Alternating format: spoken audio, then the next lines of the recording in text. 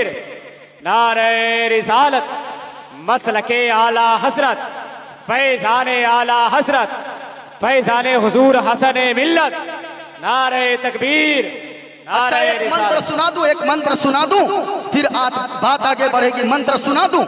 आज मैंने तकरीर का जो मौजू लिया है, मैं मंत्र पढ़ता हूं लेकिन आप मौजू समाअत कर लें। मेरी बात किस टॉपिक पे होगी, माँ बहनों आप भी सुनना, जो बूढ़े बैठे हैं आप भी सुनिएगा, जो नौजवान बैठे हैं आप भी सुनिएगा, लेकिन दिल के कानों से सुनना प्यारे।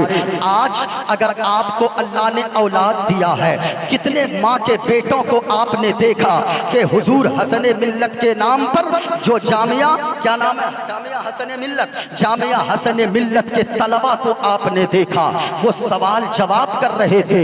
एक पूछ रहा था इस्लाम किसे कहते हैं, दूसरा उसका जवाब दे रहा था। कभी आपने सोचा है ये कौम का दर्द किनके सीने में होता है?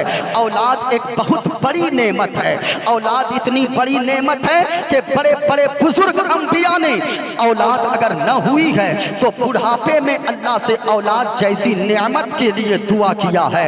औलाद बहुत बड़ी नेमत है। औलाद कितनी बड़ी नेमत है, उनसे जाकर पूछिए जिनके पास, जिनके दरवाजे पर 4 व्हीलर गाड़ी लगी है, जिनके दरवाजे पे, माइक ऑपरेटर साहब इक्को कम कीजिए, आवाज थोड़ी सी बढ़ाइए, इक्को हल्का कम कीजिए, ज्यादा कम नहीं, हल्का सा कम कीजिए, आवाज थोड़ी खोलिए, आवाज कम है आपके माइक में, जरा गौर से सुनिएगा।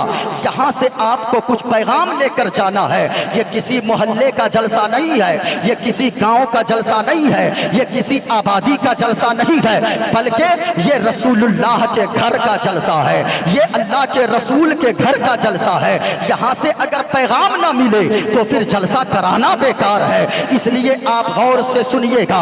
औलाद अगर किसी के यहाँ नहीं है, शादी के 20 साल हो गए हैं, हमारे मोहल्ले में एक ऐसा आदमी है शादी के 10 साल हो गए हैं लेकिन औलाद कोई न हुई है। कभी पटना जाता है, कभी कलकत्ता जाता है, कभी दिल्ली जाता है, कभी मुंबई जाता है, कभी फला मौलाना साहब के पास तावीज लेने, कभी फला मौलाना साहब के पास तावीज लेने, कभी फला दरगाह पे जाता है, कभी गरीब नवाज की चौखट पे जाकर मन्नतें मांगता है, लेकिन औलाद अब भी न हो रही है। उनसे जाकर पूछिए जिनको अल्लाह ने औलाद नहीं दिया है।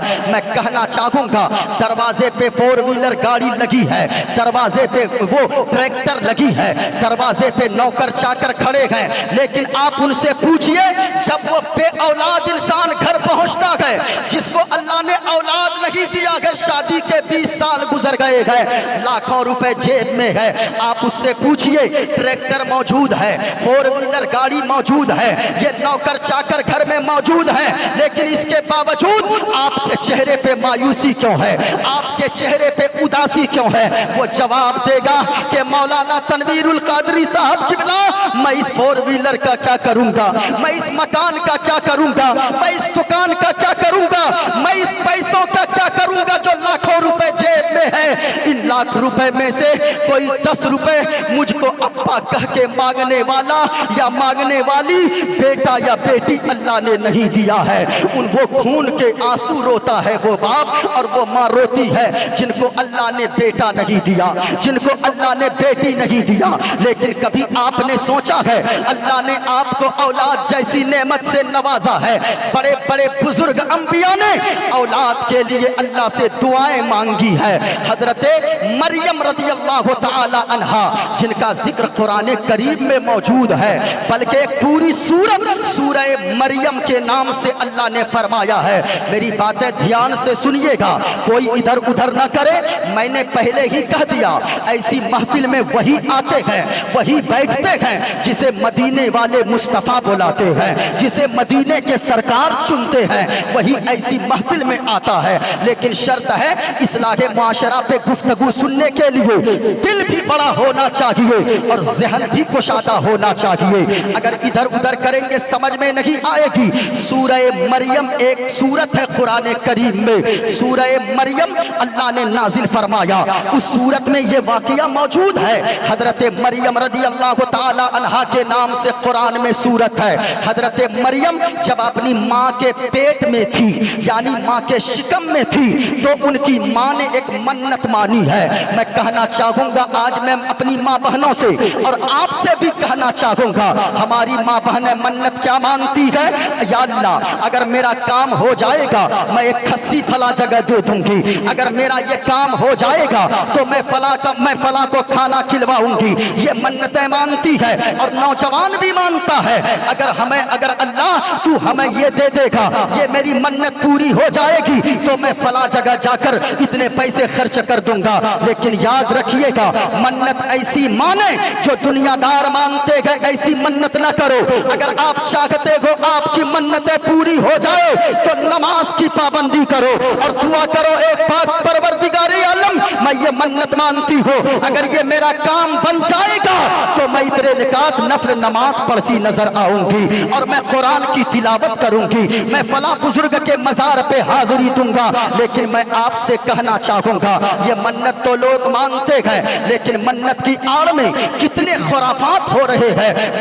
ऐसे मजारों पर लोग जाते हैं जहां पे नामो निशान नहीं है, न उसके बाप ने देखा कि कोई वली यहाँ पे दफन है, न उनके दादा ने देखा कि कोई आदमी यहाँ पे दफन है, लेकिन ऐसे मजार पे लोग पहुंच रहे हैं जिनको कोई न तो अता है न तो पता है।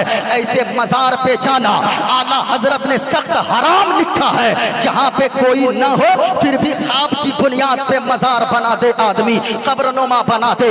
आपको अगर जाना है ख्वाजा नगर सालमारी में सच्चा मजार अल्लाह के वली मजार में लेटे हैं, वहां आप चले जाओ। चिमनी बाजार में अल्लाह के वली पूर्णिया में लेटे हैं, वहां चले जाओ। आपको अगर जाना है बरेली के धरती पर सरकार आला हजरत की बारगाह में चले जाओ, वहां अल्लाह के वली लेटे हैं। आपको अगर जाना है किसी मजार पे, आप गरीब नवाज की चौखट पे चले जाओ, वहां अल्लाह के वली लेटे हैं। अगर अल्लाह के वली की बारगाह में नीयत सच्ची लेकर जाओगे, वसीला उनका होगा और फजल अल्लाह ताला का होगा। जो काम लाखों बरसों से न बनी हो, वो काम बुजुर्ग के सदके में अल्लाह मिनटों में अता फरमा देगा, वो काम बना देगा। लेकिन ऐसे मजारों पे जाना जिसका अता पता कुछ ना हो। हमारे गांव के बगल में एक कब्र बना दिया, लोग कहते हैं जिनसे पूछिए, कहता ना तो किसी ने देखा ही नहीं है, लेकिन एक औरत ख्वाब देखी, कहा कि फला जगह मजार बना दो। अब वहां आदमी मुर्गा लेके जा रहा है, वहां खस्सी लेके जा रहा है। बातें कड़वी होगी लेकिन तवज्जो से के साथ सुनिएगा। हजरत मरियम जब अपने माँ के शिकम में थी, उनकी वालिदा उनकी माँ दुआ करने लगी, मन्नत मांगती है, ए पाक परवरदिगारे आलम, ए खालिके कायनात, ए रब्बे काबा, मैं तेरी बारगाह में दुआ करती हूँ, या अल्लाह मैं मन्नत मांगती हूँ कि अगर मेरे शिकम में जो भी हो, अगर वो बेटा जो बच्चा पैदा होगा, या अल्लाह मेरे शिकम में जो बच्चा पल रहा है, वो बच्चा जब पैदा होगा, मैं उस बच्चे को बैतुल मुकद्दस तेरे पाक घर के लिए मैं वक्फ कर दूंगी।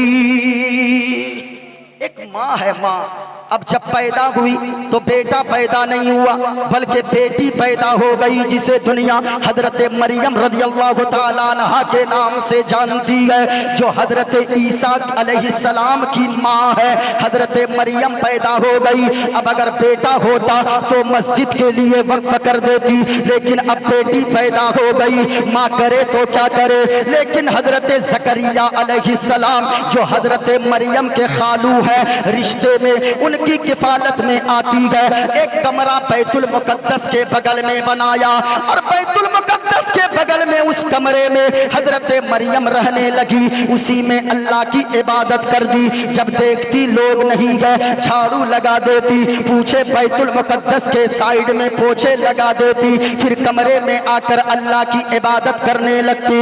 हजरत मरियम अल्लाह की इबादत कमरे में कर रही है। हजरत ज़करिया अलैहिस्सलाम एक मर्तबा खिड़की से झांक कर देखते गए, देखूं मरियम क्या कर रही है, मेरी बच्ची कर क्या रही है। हजरत ज़करिया अलैहिस्सलाम ने क्या मंजर देखा कि हजरत मरियम बैठी गए, उनके सामने ऐसे ऐसे फल रखे हुए गए जिसका मौसम नहीं गए। यानी मिसाल के तौर पे गर्मी में आम होता गए, ठंडी में संतरा होता गए, ठंडी में अंगूर के दाने पैदा होते गए, वो बेमौसम फल खा रही है। हजरत ज़करिया अलैहिस्सलाम के दिल में ये अरमान जाग गया, दुआ करने लगे। उनकी भी कोई औलाद नहीं थी। हजरत ज़करिया अलैहिस्सलाम की उम्र बहुत ज्यादा हो चुकी थी, सर के बाल सफेद हो गए थे, दाढ़ी के बाल सफेद हो गए थे और हड्डियां कमजोर हो गई थी। दुआ करने लगे, ए पाक परवरदिगार आलम, मुझे तूने अब तक बे औलाद रखा गए, अब तक तूने मुझे औलाद जैसी नेमत से नहीं नवाजा गए। या अल्लाह, जब तू हजरत मरियम को बेमौसम फल अता कर सकता है तो मुझे भी इस उम्र में, जबकि दाढ़ी और सर के बाल सफेद हो गए, इस उम्र में तू मुझे भी औलाद अता फरमा सकता है। अल्लाह अल्लाह, हजरत ज़करिया अलैहिस्सलाम ने दुआ मांगी, अल्लाह ने नेक सालेह बेटा अता फरमा दिया। बोलो सुभान अल्लाह। उस उम्र में जबकि आदमी की दाढ़ी सफेद हो गई, सर के बाल सफेद हो गए, नेक बेटा अल्लाह ने दिया। सालेह लफ्ज का जिक्र है कुरान करीम में। अब आपसे भी मैं कहना चाहूंगा, अगर अल्लाह ने औलाद दिया है आप खुश नसीब हो मेरे भाई, वरना तो उनको जाकर पूछो जिनके पास सारी चीजें हैं लेकिन औलाद जैसी नेमत नहीं है, औलाद जैसी दौलत नहीं है, लेकिन औलाद तो अल्लाह ने दे दिया। अब अल्लाह कुरान में क्या फरमाता है, ऐ ईमान वालों अल्लाह से डरो और सुनो ईमान वालों, तुम अपने आप को भी और अपने घर वालों को, अपने बच्चों को, बीवी को, अपने अहलो अयाल को भी जहन्नम की आग से बचाओ। जहन्नम की आग कितनी भयानक है। माँ बहनों, तुम तो किचन में रहती हो, तुम्हें पता होगा जून जुलाई अगस्त के महीने में किचन में कितनी गर्मी होती है, चूल्हे वाले घर में कितनी गर्मी होती है, वहां पे पसीने चलते हैं, इतनी गर्मी होती है। जब दुनिया की आग का ये आलम है कि अगर थोड़ी सी उंगली जल जाए, दुनिया की आग अगर उंगली में पड़ जाए तो आदमी चीखने लगता है, आदमी चिल्लाने लगता है। ये तो दुनिया की आग का आलम है जो इतनी गर्म है, लेकिन जहन्नम की आग कितनी भयानक है। हदीस में आता है, मुस्तफ़ा फरमाते हैं कि दुनिया जहन्नम की आग को, सुनिएगा, जहन्नम की आग को 70 मर्तबा, कितने मर्तबा, जरा पूरा मजमा बोलकर बताओ कितने मर्तबा। जो मर्द बैठे हैं अगर तकरीर सुनना चाहते हैं पूरा मजमा बोलकर बताइए। एक मर्तबा हाथों को उठा ले, एक हाथ को हसनी बनाओ, एक हाथ को हुसैनी बनाओ, जरा पूरा मजमा मिलकर जवाब दो, या रसूल अल्लाह। पूरा मजमा आवाज यहाँ तक आए। मैं माइक में बोल रहा हूँ, आप बगैर माइक के बोल रहे हो, ऐसा लगे मुस्तफा का दीवाना पुकार रहा है। आप नहीं बोलते हो लेकिन फिलिस्तीन के बच्चे बोल रहे हैं, फिलिस्तीन की माएँ बोल रही है, फिलिस्तीन की बहनें बोल रही है। मैं ये कहना चाहूंगा, ओ लोगों, इस्लाम की मुकद्दस शहजादियों, हमने एक क्लिप देखा था, वो सोशल मीडिया पे एक औरत से किसी ने पूछा, किसी मीडिया वाले ने, ओ बहन तू रात को बुर्का पहन कर क्यों सोती है? बुर्का तो पर्दे के लिए है, दिन में बुर्का पहना जाता है, लेकिन रात को तू नकाब डाल कर क्यों सोती है?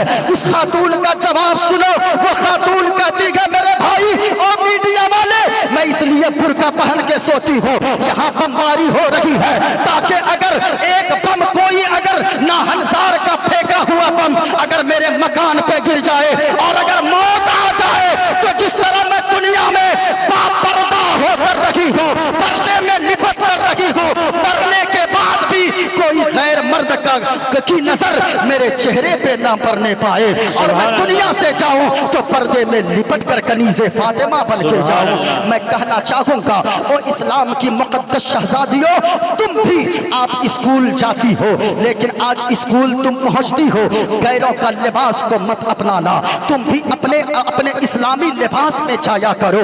और तुम अगर जाती हो पढ़ने को तो वहां जाकर अगर कोई तेरी सहेली कहे कि ओ मेरी बहन, वो मैं बॉयफ्रेंड से बात करती हूँ, तुझे भी एक बॉयफ्रेंड दिला देती हो, तो उनको तुम मुंह पे जवाब देना कि तो सुन, तू होगी किसी मालदार की बेटी, तू होगी किसी जमींदार की बेटी, तू होगी किसी महलदार की बेटी, तू होगी किसी सरमायादार की बेटी। मेरे बाप गरीब हैं, लेकिन मेरे बाप ने इस्लाम मेरे जहन में और दिल में ऐसा बसाया है कि मैं कॉलेज में रहती हूँ तो भी कनीज़े फातिमा बनकर रहूंगी, घर में रहती हूँ तो भी कनीज़े फातिमा बनकर जिंदगी गुजारती हूँ। सुभान अल्लाह, सुभान अल्लाह। आप अपनी बच्चियों से, अपनी सहेलियों से कहो, माँ बहनों, तुम अपने बाप की इज्जत हो, तुम